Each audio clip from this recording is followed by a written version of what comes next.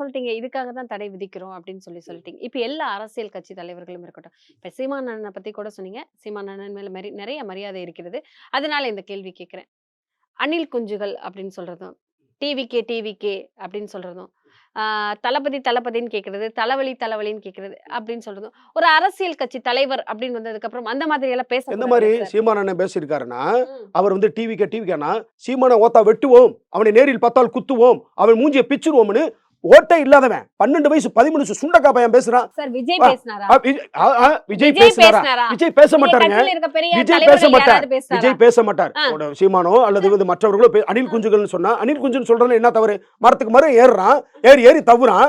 இவர் தானே சொன்னாரு, அன்றைய ஜெயலலிதா அம்மா காலத்துல வந்து அவங்க அப்பாவும் அவங்க என்ன சொன்னாங்க, இன்றைக்கு அனைத்து இந்திய அண்ணா திராவிட முன்னேற்ற கழகம் வெற்றி பெற்று என்று சொன்னால் அதில் வந்து நாங்கள் அணிலாக இருந்து நாங்கள் செயல்பட்டோம் சொன்னேன். அதனால அணில் குஞ்சுன்னு சொல்றான். இதுல என்ன இருக்கு? உண்மையிலே இவன் அணில் குஞ்சு தான். விஜயும் அணில் குஞ்சு தான். அந்த விஜய் கூட்டத்தில் இருக்கிறவங்களும் தற்குறிகள் தான். இப்ப நீங்க டிவிக்கேன்னு சொன்னீங்கல்ல, தமிழக வெற்றி கழகம் கிடையாது, அது தற்குறி வெற்றி கழகம். என்ன கொள்கை என்ன, உன் கோட்பாடு என்ன, உன்னுடைய தத்துவம் என்ன, உன்னுடைய சித்தாந்தம் என்ன, உன்னுடைய நிலைப்பாடு என்ன? நீ நேரா வருவ. அவங்க நிலையே இல்லைங்கிறீங்க. என்ன நிலைப்பாடு? என்ன நிலைப்பாடு? கேக்குறேன் சார். இல்ல, என்ன நிலைப்பாடு? அவங்களுக்கு நிலைப்பாடு கிடையாது, கொள்கையும் கிடையாதுங்க. அவருக்கு ஏதோ ஒரு தனிப்பட்ட பிரச்சனை, அதுக்கு வந்து அரசியலுக்கு வராரு. சரி, ரைட். தனிப்பட்ட பிரச்சனை, அவருக்கு என்ன தனிப்பட்ட பிரச்சனை? ஆமா, அவருக்கு ஆடியோ லான்ச் நடத்த கூடாதுன்னு சொல்லியிருக்காங்க. அதனால வந்து அவர் ஒரு பிரச்சனையை வச்சுட்டு இத கட்சி ஆரம்பிக்கணும் வந்தவரே ஒளிய மட்டும்தான் ஆடியோ லான்ச் நடத்தணும்னு சொல்லல சார். எல்லா நடிகர்களுக்கும் தானே சொல்லியிருக்காங்க ஆடியோ லான்ச் நடத்த கூடாதுன்னு. எந்த நடிகருக்கு சொன்னாங்க? எந்த நடிகர்களுக்கு? நிறைய விஷயங்கள் இப்ப நடத்துறது இல்ல. முதல்ல படம் ரிலீஸ் ஆச்சுன்னா காலையில விடிய காத்தால ரிலீஸ் ஆகும். இப்ப அந்த ரூல்ஸ் கிடையாது. நிறைய இடங்கள்ல விழாக்கள் வைக்க கூடாது, குறிப்பிட்ட இந்த ஸ்பேஸ்ல தான் வைக்கணும், இவ்வளவு பேர் தான் வைக்கணும் அப்படிங்கிற ரூல்ஸ் எல்லாருக்குமே இருக்குல்ல சார். விஜய்க்கு மட்டும் கிடையாதுல்ல.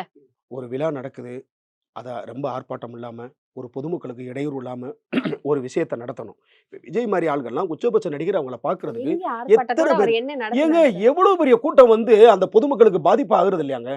எவ்வளவு நீங்க கூட்டம் வரத ஒத்துக்கிறீங்களா சார்? கூட்டம் வந்து கூட்டம் எல்லாம் ஓட்டா மாறுமா? சரி, கூட்டம் வருதுங்க, கூட்டம் எல்லாம் ஓட்டா மாறுமா? அது எலெக்ஷனுக்கு அப்புறம், எலெக்ஷனுக்கு அப்புறம் பாத்துக்கலாம். எலெக்ஷனுக்கு அப்புறம் பாத்துக்கலாம். இப்ப விஜய் அவர்கள் மீது எங்களுக்கோ அல்லது மற்ற பிற கட்சிக்காரங்களுக்கோ அல்லது நீங்கள் சொல்ற தலைவர்களுக்கோ எந்த விதமான விமர்சனமும் இல்லை. அதாவது அவர் வருகையை பொறுத்து அவர் அரசியலுக்கு வரட்டும். நான் சொன்ன மாதிரி ரஜினிகாந்த் வந்து ஏமாத்திட்டார். வந்துட்ட நின்னு பாரு, 2026 பிறகு நீ சிஎம் ஆகிறியா இல்ல தமிழக வெற்றி கழகம்ன்றது ஒன்னு 2026 பிறகு கட்சியே காலி ஆகுதா அப்படின்றத நம்ம தேர்தலை முடிச்ச பிறகு பாத்துக்கலாம். இப்ப நம்ம அதை பத்தி ஒன்னும் பேச வேண்டாம்.